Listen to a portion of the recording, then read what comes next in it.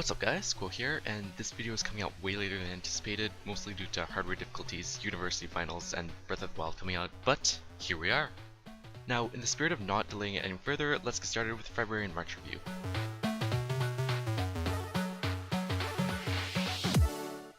First up, we've got ZFG coming out with an MST run in 1:58:36. The goal of the category for the unaware is to obtain all the medallions, the spiritual stones, and beat the 6 trials in Ganon's Tower. The history of this category goes way back to the days where this was the no major glitches run, but don't be fooled. This run has an insane amount of cool techs and some pretty crazy glitches. It's worth noting that he did beat his time by about 16 seconds on the first day of April though.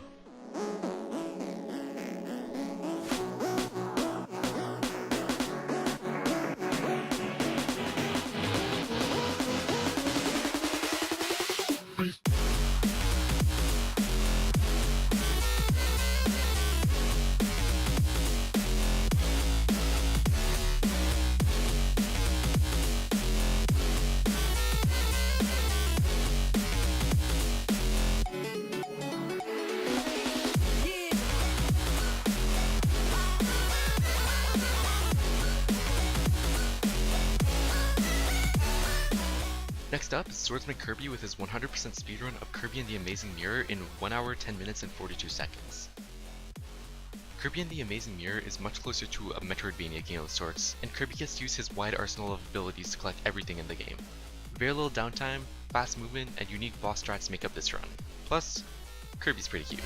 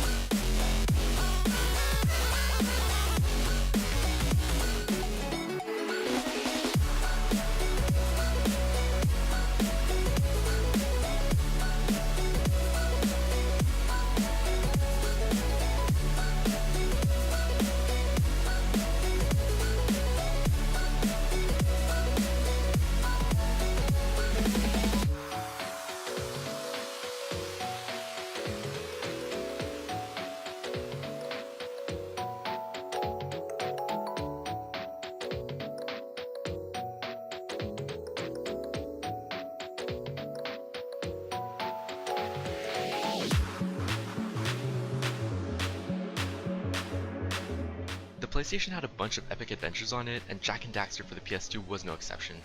Outrageous Josh was able to beat the game in 24 minutes and 40 seconds in a run featuring insane movement and a bunch of cool tech, including the infamous lava tube skip that was found about a year ago and that cut the run down by half.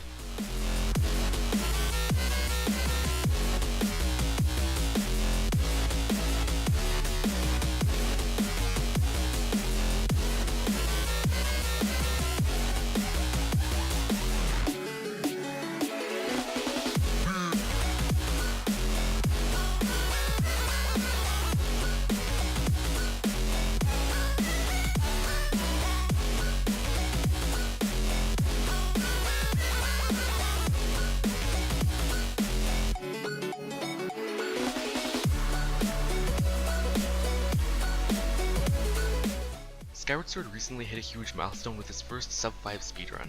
Here we have Gymnast with a 4:59:41.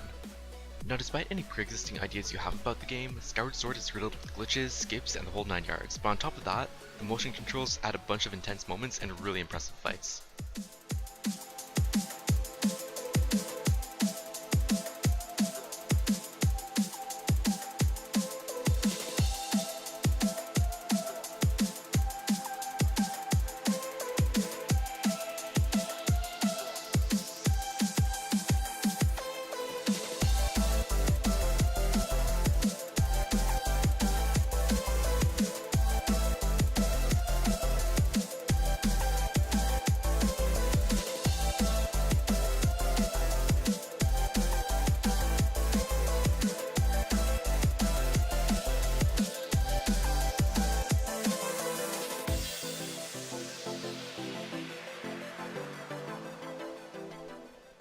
While we're still on the subject of milestones, here we have the first sub 250 SMRPG run.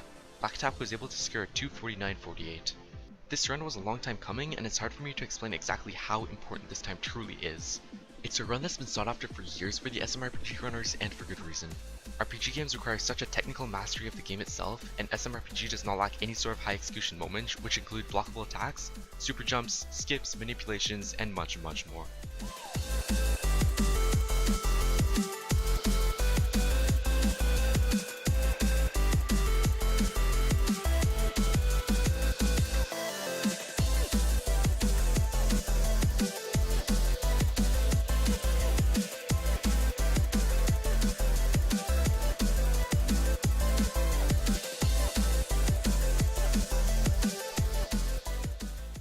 Now here's something we don't see too often.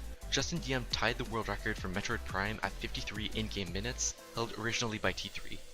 Metroid, of course, being a favorite in the speedrunning community, and Prime is filled to the brim with glitches, techs, and some pretty impressive movement options. It also has a glitch called infinite speed, so you just know it's a good run.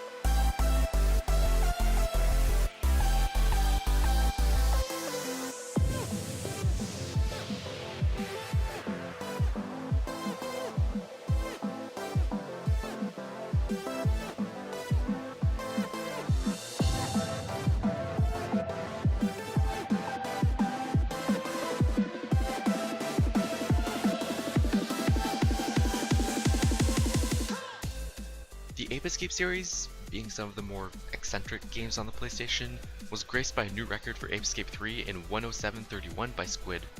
This game has a number of unique items for monkey catching purposes and a bunch of morphs that add a ton to the game.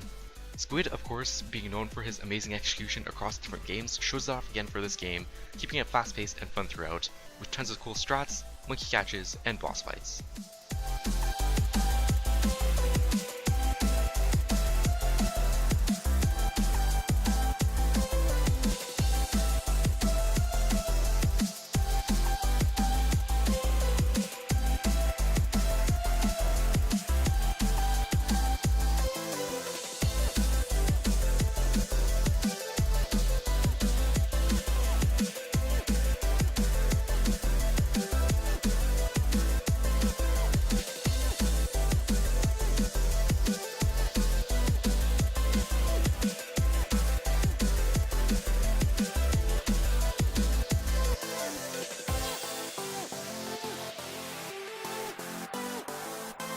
You can take pretty much any Sonic game and ask, is this a good speed game? And off the top of my head, the answers would always be yes. Sonic Adventure 2 Battle is no exception, and Dark Pro was able to beat the game in 23 minutes and 22 seconds in game time.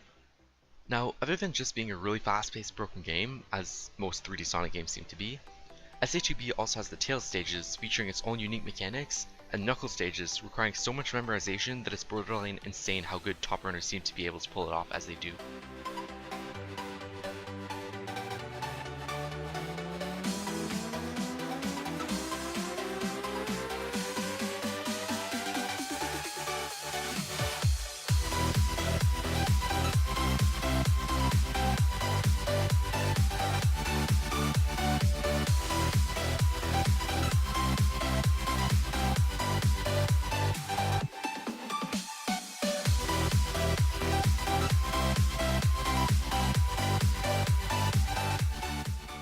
The 2D Mario games are always a joy to watch, and for good reason. SMP3 in particular has a number of upgrades to the original, including more power-ups, a more fleshed out world, and the all-important P-speed. Kiria broke the any percent warpless record with a really impressive run, finishing with a time of 51 minutes and 13 seconds. The warpless run, of course, doesn't use any warp whistles to skip any levels, so with quick trips through all the worlds, featuring a variety of flashy strats, we can secure Peach from Bowser's Castle.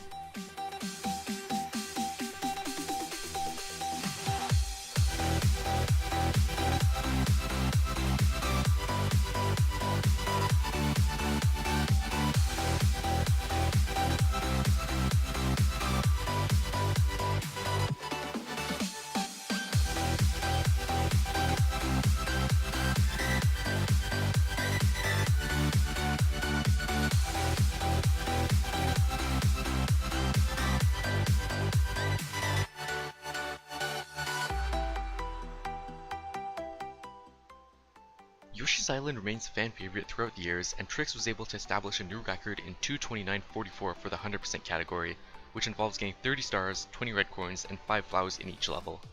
Cutting any amount of time in this game is a miracle in itself due to the huge technical ceiling and high APM.